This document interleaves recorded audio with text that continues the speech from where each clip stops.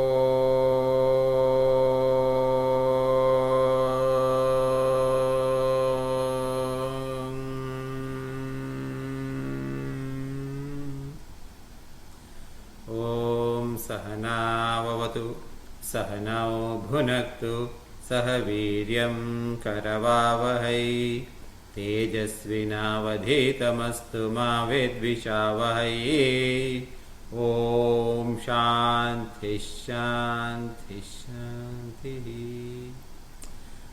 समस्तजनकल्याणे निरतं करुणामयं नमामि चिन्मयं देवं सद्गुरुं ब्रह्मविद्वरं सद्गुरुं ब्रह्मविद्वरं.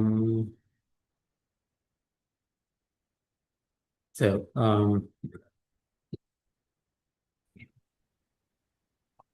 as we are studying the chapter 9 of Bhagavad Gita, Rajavidya Rajaguhya Yoga. What did we study in there is something interesting that we heard from the last session, right? What are the primary four statements is, okay, are Maya tatamidam sarvam jagat. That is, I pervade all. Okay, how do we need to understand that? Maya tatamidam sarvam jagat means Bhagavan is pervading all of us, just like either we can say water is pervading all the waves. Okay,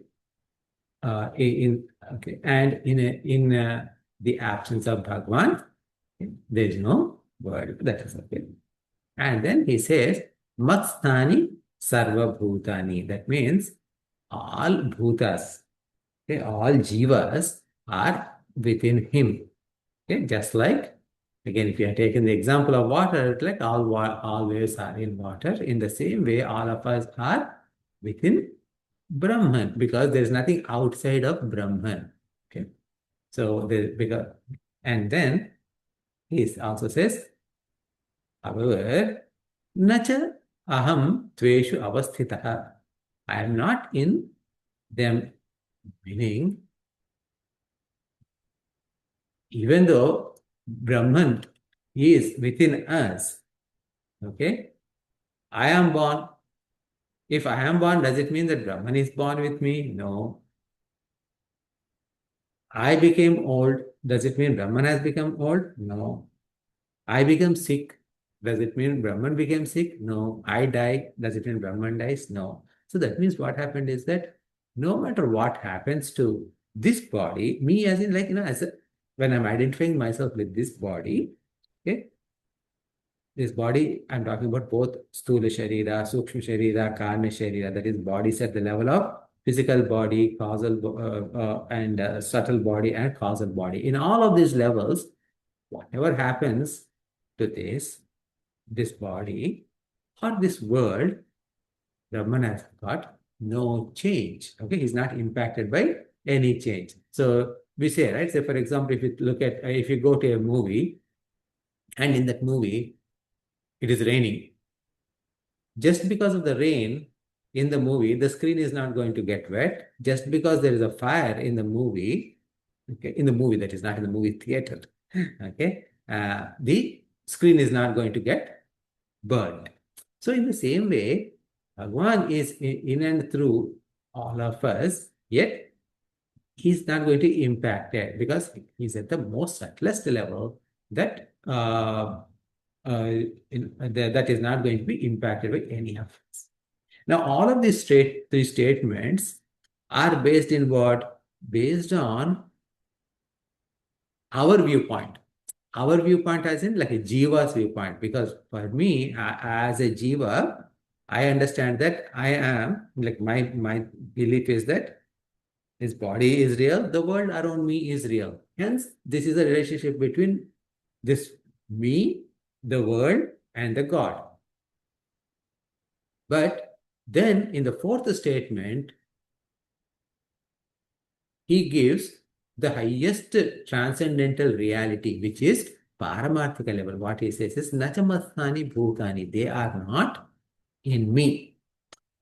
They are not there, meaning they are not, never there to begin with anything in me. Okay? So that means what? There is no world at all. Okay. All that is there is Brahman alone. Other than Brahman, there is nothing. So this is from a Paramarthika level. This is the final ultimate truth. All those three truths, I mean, like all this among these four statements, the first three are to satisfy our, see, like we're all ignorant people. Ignorant people means we are all not realized. We are all not jnanis.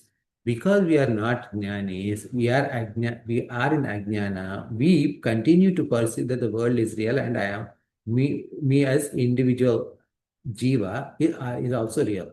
So as long as we are in that delusion, these three statements, okay, are real. What are the three statements? Bhagwan is pervading everything. We are all in Bhagwan. However, Bhagwan is not impacted by us. These three are statements are valid from this transactional reality perspective, but the final ultimate reality perspective, there is no world. So when there is no world, there is nothing other than Bhagwan. Okay, so this is the ultimate truth. But again, like for us, because so now how should I understand this? These first three statements are real for me at the moment. Now, this fourth statement that there is no world, I theoretically understand that, but I did not experience it. So, with this knowledge of these three initial statements, I should jump to the fourth one eventually. Okay, so this should be my goal. This is what the purpose of introducing this fourth statement, okay, that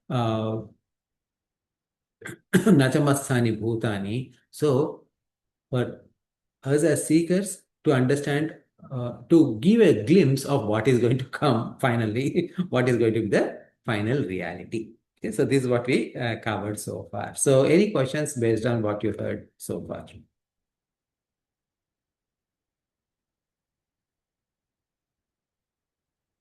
Okay. So now we are going to go to the next shloka. Okay. Now here in the next shloka, okay, let us actually break down the words and then we'll chant and then we'll look at that. Okay. So yatha akasha sthitaha. Yatha and akasha becomes yathakasha. Then it becomes yathakasha sthitaha. And because of the sandhi, okay, with the next word, it becomes yathakasha sthito. nityam vayuhu sarvatragaha. Okay, sarvatragaha. That becomes sarvatrago mahan tatha sarvani bhutani. Okay. Mastani tyupadharayah. So this guy has got like four parts. Mat, sthani. Okay. Mat and sthani becomes matsthani iti. So sthani and iti becomes sthaniti. So it becomes masthaniti upadharayah. E and U makes the sound ya. Okay, so then mastaniti and upadharaya together becomes mastanityupadharaya. Okay, so please repeat after me. यथाकाशस्थितो नित्यम् कासस्थितो नित्यम् वायुः सर्वत्र गोमहान् वायुः सर्वत्र गोमहान् तथा सर्वाणि भूतानि तदा सर्वाणि भूतानि मस्तानीत्युपधारय. मस्तानीत्युपधारय. So now what happened is that, okay, so like I said, the simple translation is that, the wind that you see, Arjuna, this wind is moving everywhere. But where is this wind? It is always in the space, Akasha. Okay, Vayu is in Akasha. Okay? In the same way, all these bhutas, that meaning all the jivas, they all rest in me. That is the meaning. So what happened is that the first statement that Bhagavan has given, Masthani Sarva Bhutani. Remember, Masthani Sarva Bhutani, what does it mean? It means that they're all within me. Okay. So now Bhagavan is expanding on that aspect. Okay. So that's why he is giving an example. What? The example of Akasha and Vayu.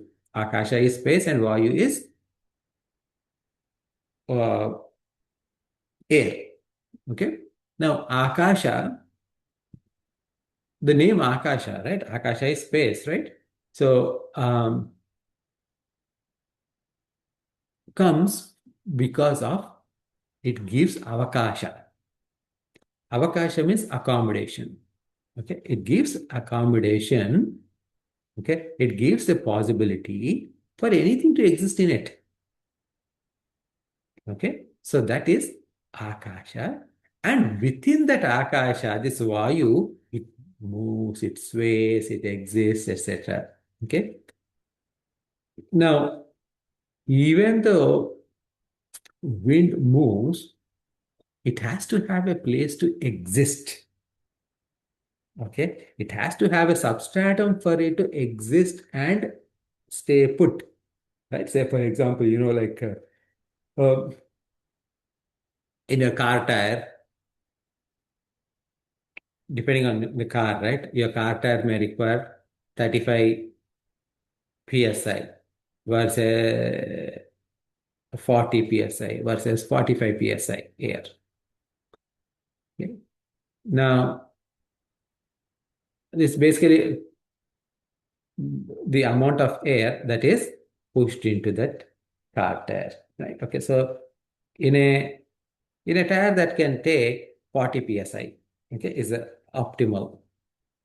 Can you put 41? Of course, yes, you can.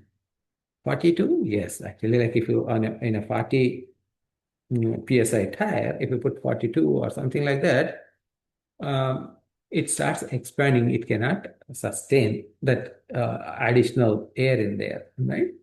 Now, what happens when you try to put 50 or 60? The tire bursts, right? It cannot take any more and it bursts. So that means what? That air, see, whether in the same tire, whether it's 35 psi or 40 psi or 50 psi, what happened? The amount of air that can stay within that space of that tire, okay, within the volume of the tire. If the tire keeps on increasing, okay, if you keep on putting pressure, okay, so if it is 40 psi or 41 psi, etc., all that means is that more and more pressure is put there. Okay, more and more pressure is put because we are trying to squeeze in more air than possible there. But there comes a time where the tire cannot take it anymore and it bursts. So then what happens? Air becomes normal. Air becomes normal in the sense like, air got its space. Okay. So that is a relationship between a air and space. Okay. Now, see what happened here. Now, if you look at this shloka, Akasha is referred first, then Vayu is referred first. Now, see, uh, our Srishti Krama means the sequence of creation. If you see, like from I mean, like long time back, we studied Tattva Bodha and additional spiritual text, the Vedantic text, right? A beginning Vedantic text. And what did we see? What is the order of, what is the sequence of creation? Space is created. From space is Vayu, air is created. From air, fire is created. From fire, water or liquid matter is created. From there, the soil, the solid matter is created, Prithvi. So, Puja Guruji, he gives an example. Okay.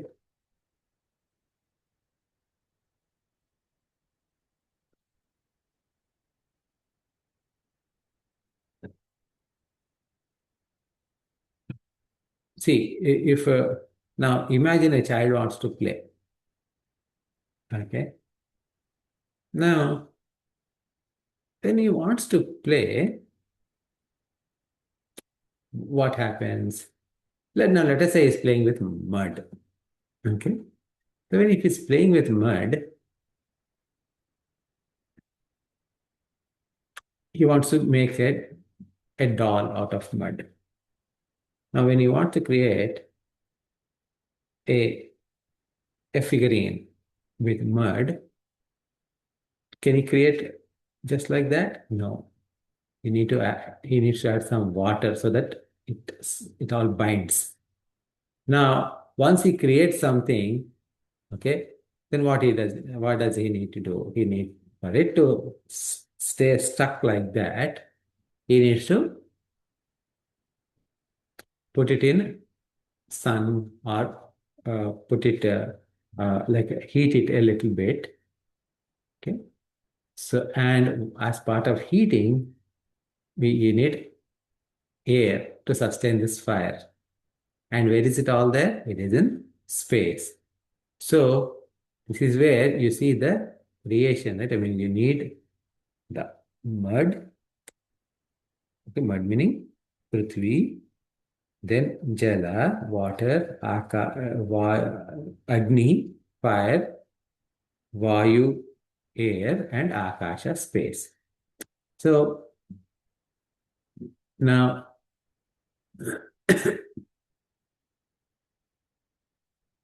uh, he also gives one more example. Okay. Now, what happens is that a man is running. Okay. Now, when a man is running, he needs space to run. Okay. Because Akasha is the first. Okay. Now, if you start running, what do you need? Obviously, you need some air to breathe. Okay. And as you're running and you're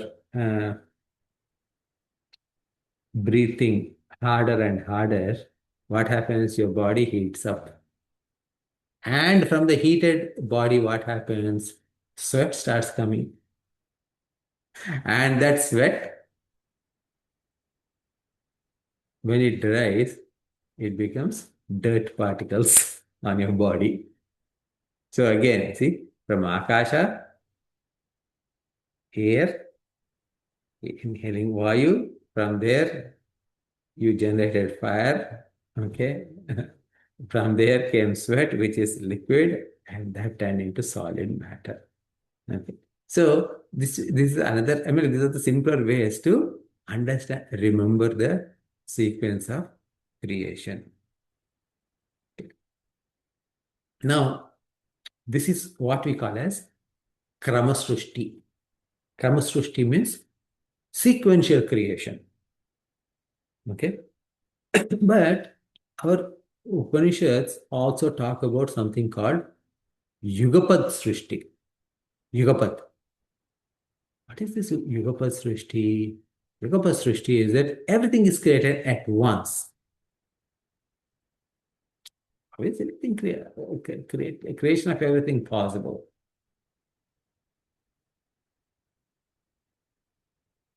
So, this question probably like was addressed in one of the popular movies, Inception, a bit. Okay. And I mean, like, I'm pretty sure like all of you have seen that movie, but may not recall the exact dialogues where this is introduced, where this girl, when she first walks into the dream, in a, the like the side hero character, and I don't recall the name of this characters, but anyway, this girl comes in, walks in, and he says, "Oh, you're in the dream." What? Do you remember how you came here? Oh no, I'm here. But how did you come here? Did you take bus to come here? Did you drive, etc.? So then, so I mean, like, okay, that ends the there ends the example from the movie. But in our dream also, when the dream starts, our dream is projected on kind of a screen, okay, where like it is our mental canvas. Like, everything is turned off. Now, when the dream is projected in my mental canvas, then a light also need to be there. Okay. Otherwise, my dream will be all dark. I can't see anything in my dream. Okay. So that that light is also there where within our mind. Okay. And then what happened? The projection is also started. Now, in that projection, what happened? You are there in your own dream. Okay. Whether somebody is there or not, you are there. Now, was there a sequence where you were born and raised and everything, and you were there? No, you are there just like that, already there. Okay? Just like when you see movie, okay, a movie, and when the movie has begun, hero is a, let's say, a 30-year-old man, okay, coming out of prison. They may show uh,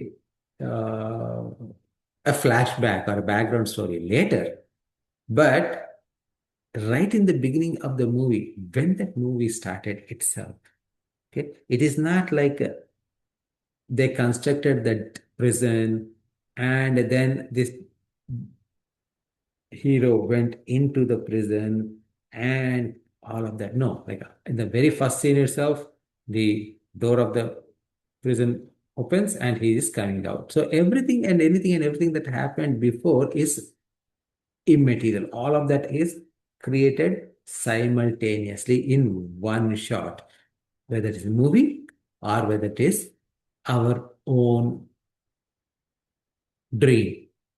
This this idea is also explored in our Upanishads. And because why? Because Bhagavan doesn't need any sequence. He doesn't need to make one thing after other, etc. Right? He One just wills and it happens. Okay.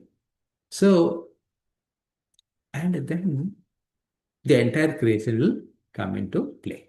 So this is also our Upanishads talk. Okay. So now, in the same way, Vayu we're talking about is resides in Akasha. Okay. Whether it is Yugapat Srishti or Karma Srishti doesn't matter. Okay. Now, interestingly, air is there in Akasha. Okay. But you may say that there is no air. Yeah, like especially like in hot summers, sometimes the trees are all still, and you are like, oh God, like okay, it is so hot, it is so hot. We need some air. And this calm space, this quiet akasha, when it is stirred, because maybe you turned on the fan or something like that, then it becomes vayu. And that friction of that motion itself generates heat, and which will lead to moisture, water. See, like, it is very common that you see that in uh, hot and muggy days, there is condensation all over, right? Not just our sweat, but condensation is there all over. And that condensation finally solidifies and becomes earth. Okay. So this is the reason why you can see that Vayu is not like, it's not like merely the air we breathe, but it is, sorry, actually, no. So this is a sequence that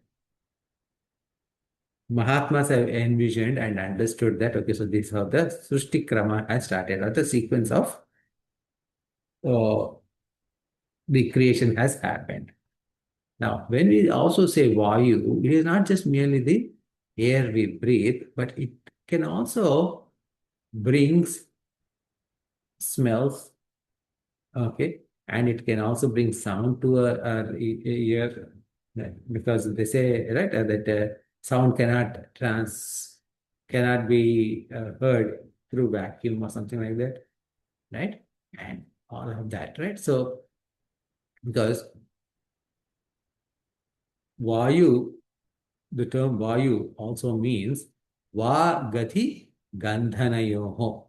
Okay, that means va means it possesses two meanings. One is gati.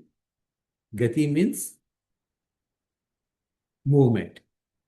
And gandha. Gandha is also fragrance. So it can help you move, as well it can also bring fragrance. Yeah. So now, so this Vayu is moving everywhere, and just like the wind moves, etc., in Akasha, okay, and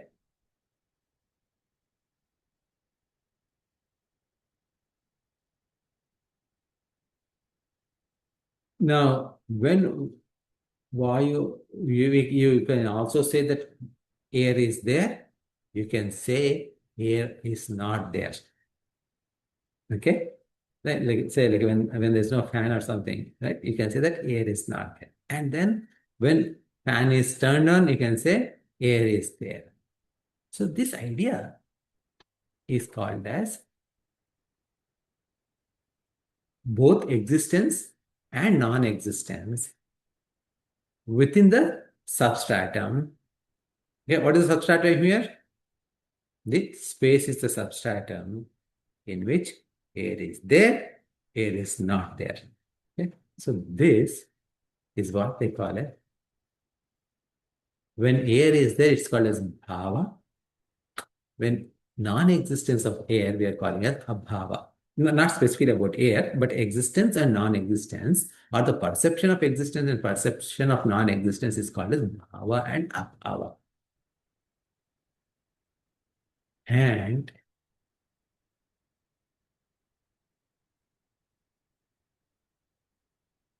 Now,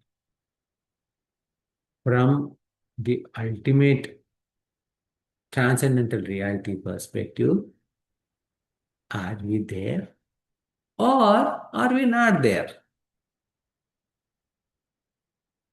Okay. We are there, yes. We are not there, yes. Okay. So this is called as Atyanta Bhava. Okay. So that is like, in the reality, in the absolute reality, we are not there. We are not there means like, not I exist. Yes. Me as Venkat is not there. Okay. Now look at this. This is what we call as Maya. Okay. And this Maya is that Mastani Sarvabhutani. All beings dwell in me. Okay. So for a Jnani, okay, for a person who knows, there are no bhutas inside Bhagwan. And for an Ajnani, right? Oh, all bhutas, mean all jivas are there in Bhagwan. Now, this what we call as I think like one who studies Vedanta, they call this thing as very thing is as inexplicable. Why is it inexplicable? Inexplicable is a nirvachaniya. It is like a nirvachana means definition. Okay? Anirvachaniyam means in indefinable. Okay? Why? Because it is there and it is not there at the same time, depending upon your viewpoint. Now, see, also, I mean, we are not talking about some mental exercises here. Okay? Simple example. You're driving on a highway. There's a huge hailstorm or something that happened. Okay? It is still like maybe like evening time. You're driving on the highway, and there was a big rain and wind and everything. Okay? And then after all of that, the sky cleared.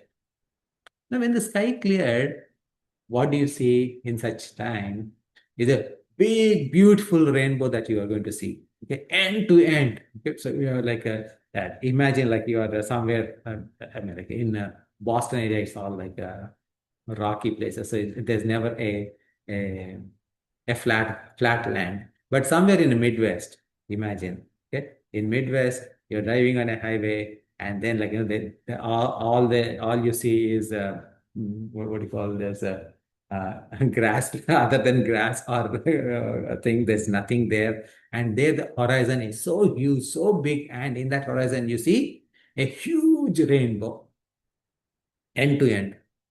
Now, when you see that rainbow, is it there or is it not there? It depends upon the perspective.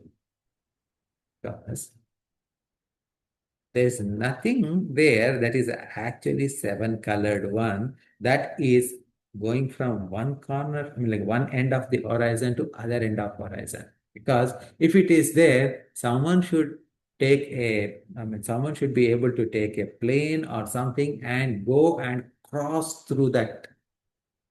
Did it ever happen? No, never happened. You always see rainbows away from you, never near to you. Okay.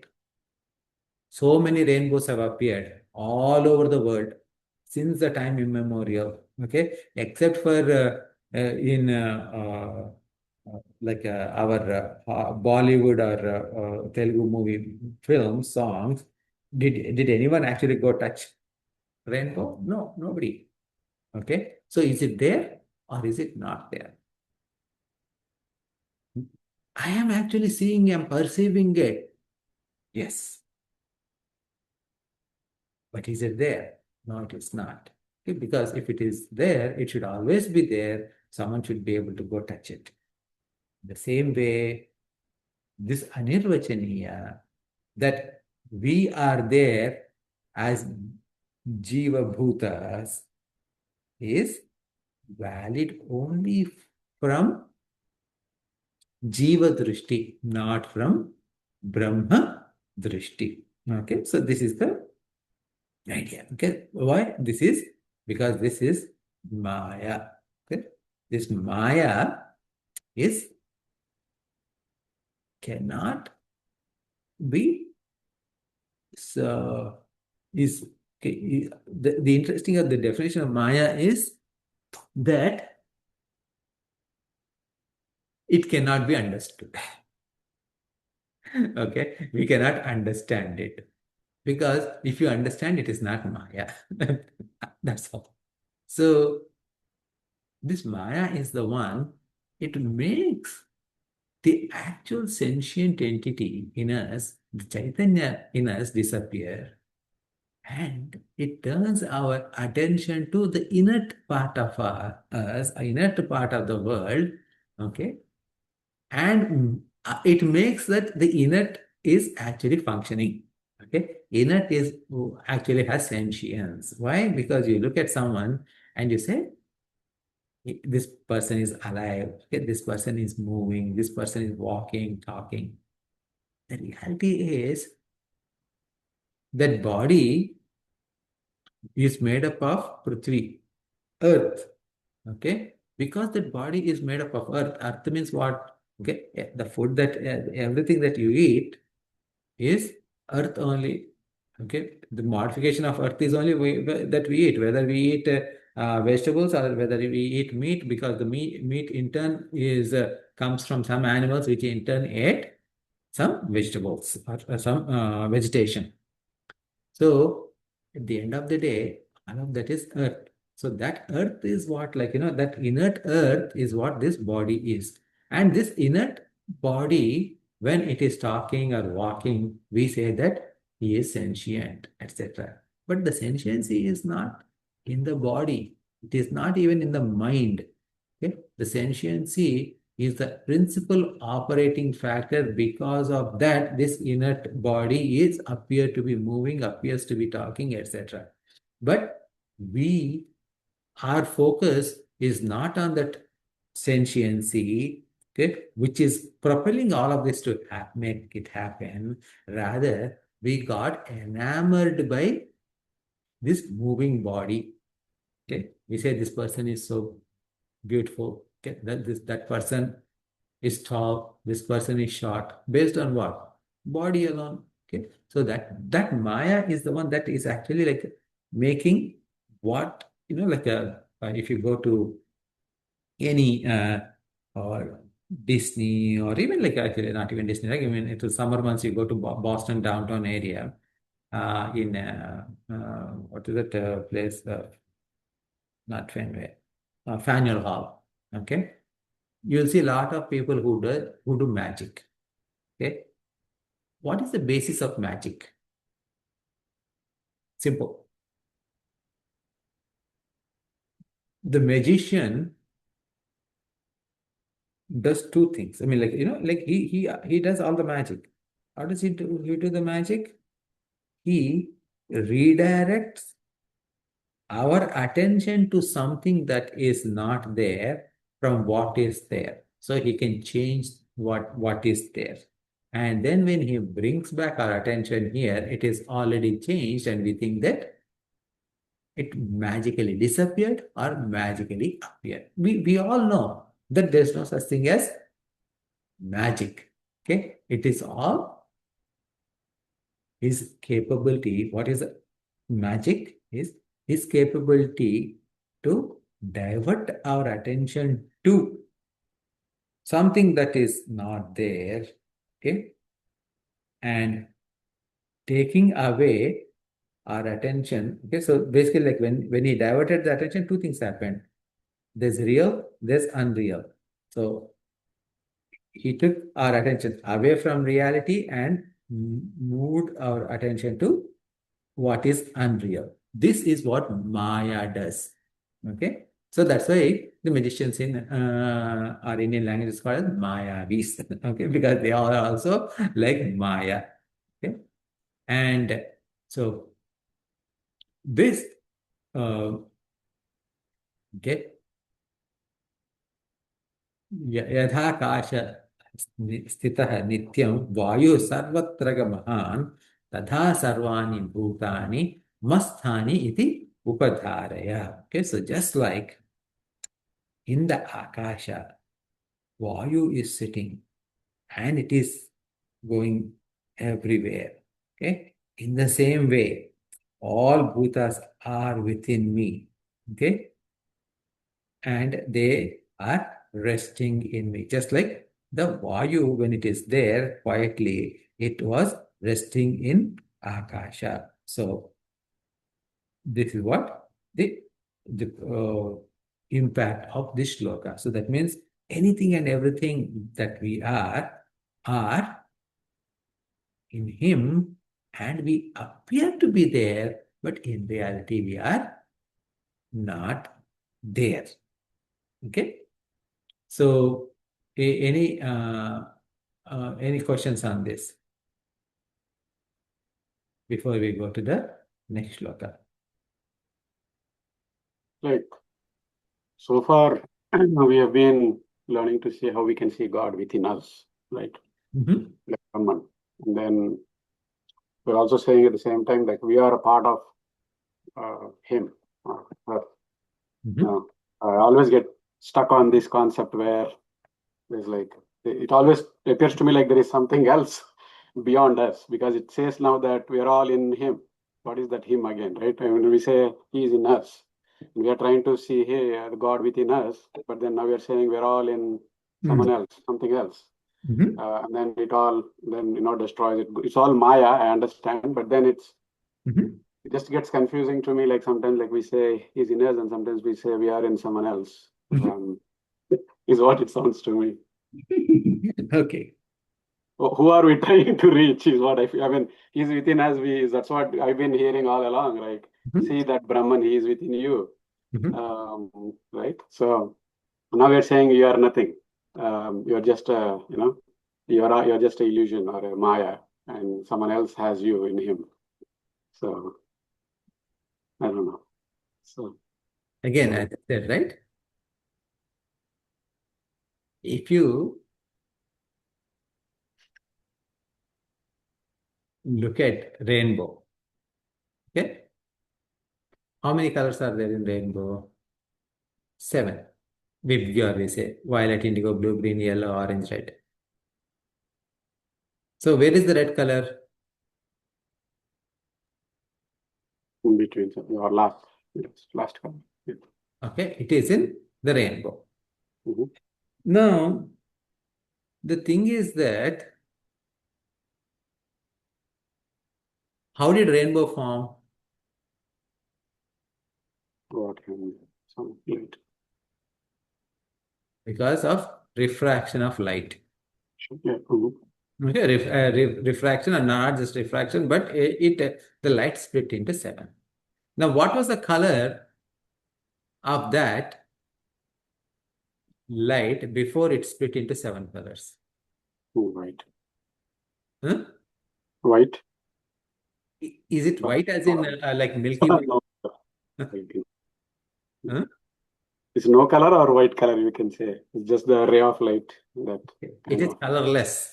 Colorless, yeah. Mm-hmm. Okay, so where did the color came from, that colorlessness? Mm-hmm. Mm-hmm.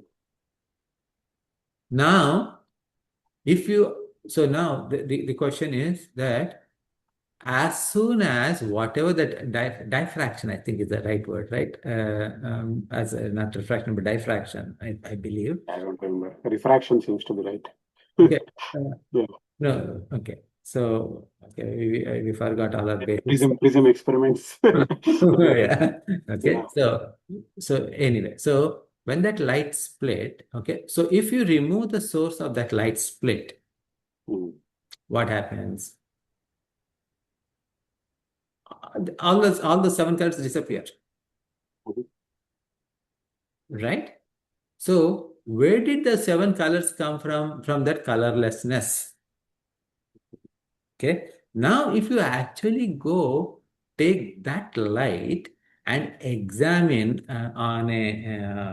in a lab, okay, can you actually find that, okay, in this colorlessness, this part is white, this part is red, this part is yellow, this part is orange? No, we cannot do that. Okay. So now the question is that, is there that red color embedded in that color? Okay, embedded in that colorlessness or not?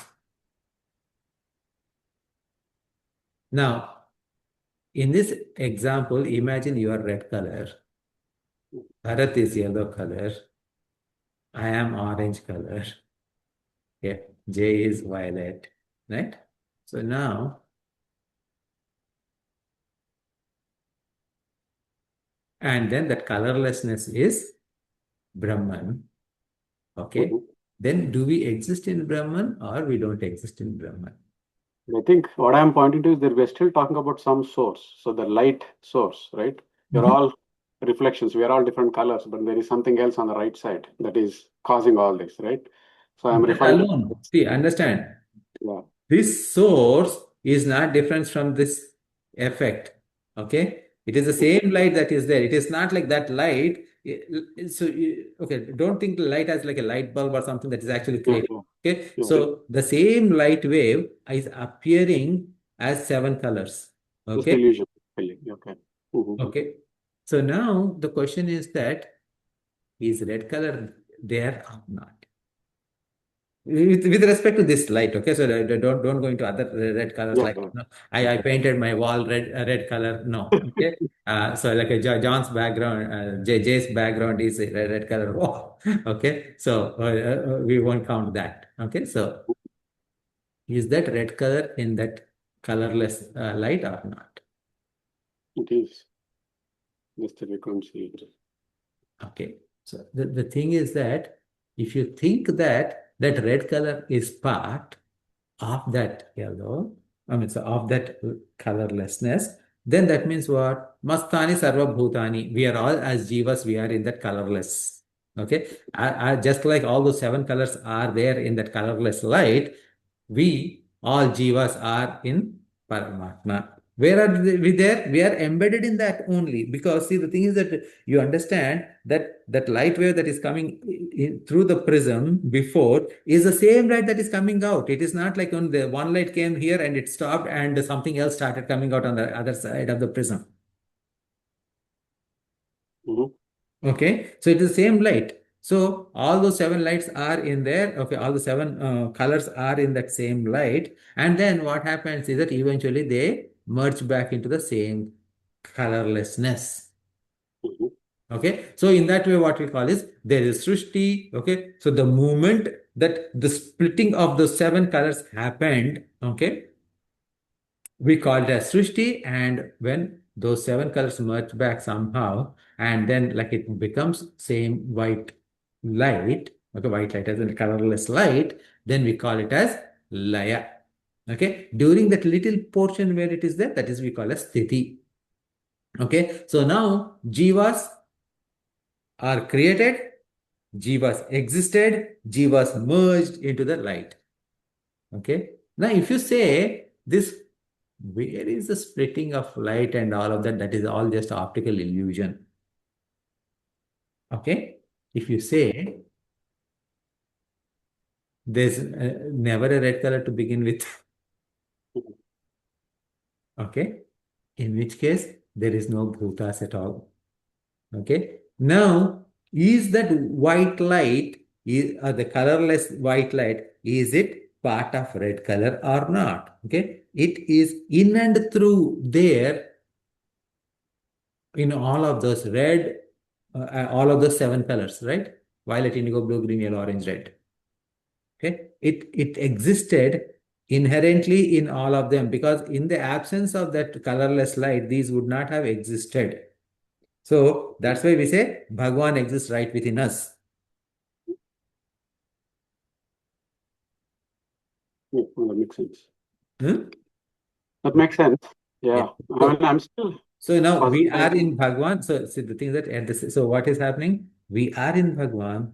Bhagwan is in us. In reality, there's no difference between us and Bhagwan. Hmm? And now also see that even the third statement that we made, which is, the changes in these colors does not impact the colorless light. Why? Because these are temporary, so they may form, they may not form, depending upon how this prism experiment, right? In a lab prism experiment, you see 7 colors, okay, on one side. In a where when you take this lab into outdoors, okay, and when sun becomes the source of that light, and the moisture in the air becomes the prism for that light breakage, then you see it as rainbow. That's all. Right? So at the same time, this is also true. That is also true depending upon your viewpoint.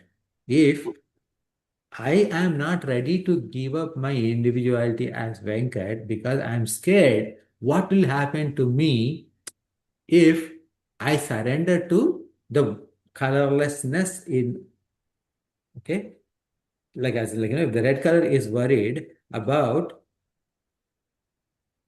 like its existence, etc., it can hold on to itself and say that I exist in unseen colorless light. Okay, and be happy with it.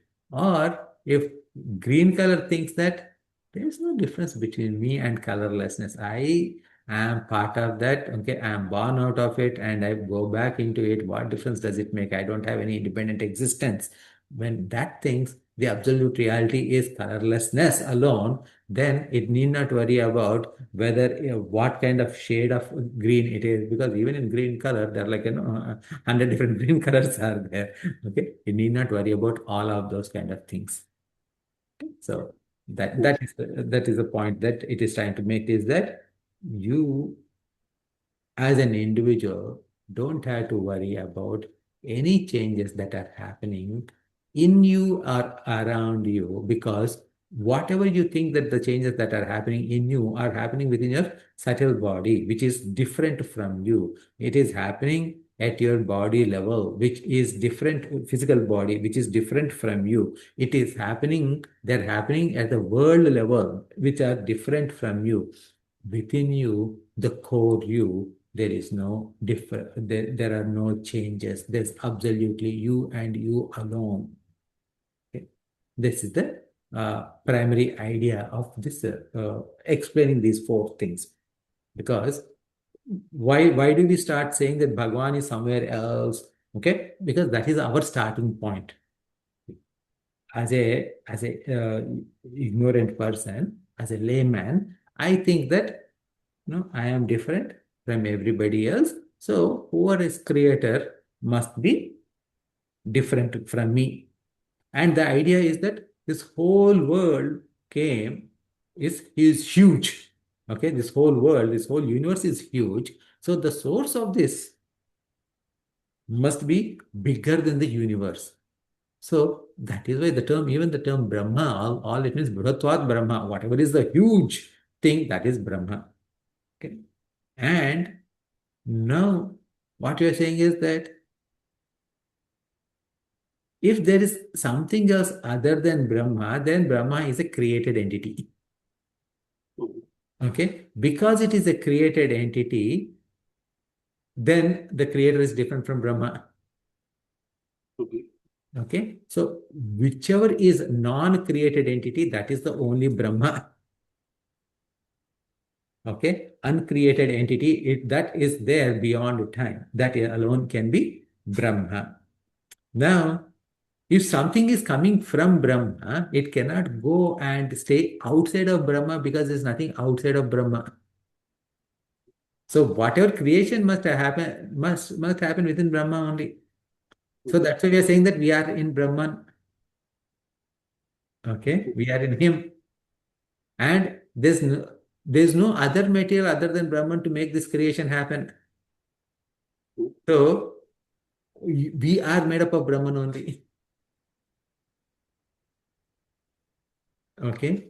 And that core of me is Brahman alone. So I don't need to find where is this, where is that, etc. I can, if I look inward, it should be very easy for me to find Brahman within me as opposed to trying to find Brahman outside. Okay. Because I'm always with me. Okay. I am always with me. So it is easy for me to find Brahman at its source right within me. So that is why we say Brahman is right within you.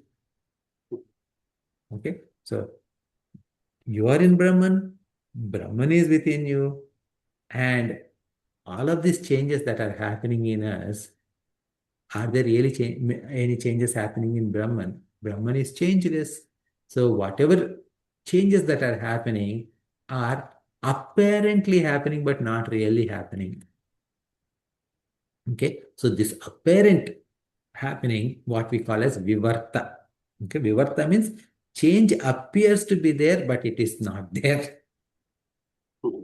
Okay. And that vivarta is what is the third statement. Okay. Changes that are happening in the jivas are not impacting me. So that means that changes are appearing to happening, but they are not really happening. Okay. So this is a thought flow in this one. Thank you. Yeah. Okay. It's a complex subject. That's why people read all these Upanishads and understand what's the thing. Right? Yeah, so that's why it is called as Raja Vidya, Raja Guhya. Okay, because see, one is that it is knowledge, it is king among all knowledges, but also Raja Guhya. This part is an interesting part, is right? Well, we talked about it earlier also. This knowledge is open for anybody to read, but it is still a secret because it cannot be understood so easily. Okay. And it is even among secrets also it is Raja. Meaning it is like still secret. Okay. Why? Because our mind should be able to understand and get it, right? So that means that reflection is needed. So once you have that mananam, not just shravanam, but mananam, reflection and thinking through why it is, how it can be, and questions are answered, right? One at a time, then what happens is that it dawns. And once it dawns, then you become a jnani.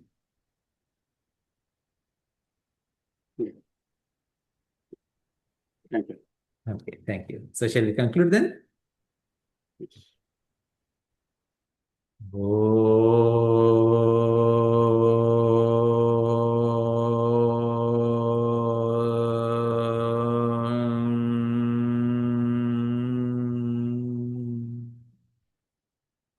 पूर्णमदः पूर्णमिदं पूर्णात् पूर्णमुदच्यते पूर्णस्य पूर्णमादाय पूर्णमेवावशिष्यते ॐ शान्ति शान्ति शान्तिः हरिः ॐ श्रीगुरुभ्यो नमः हरिः ॐ I think this is our last session for the academic 25-26. Next week is your graduation. So, okay. I mean, like next week is the children's graduation, not your graduation. You will come back to the same class, same session, and we'll continue to discuss the same thing. You will learn the secret you are not graduating. So, okay, and we'll continue where we left off. Okay, so enjoy your summer break. By the way, okay, so Only two people. Yeah, me.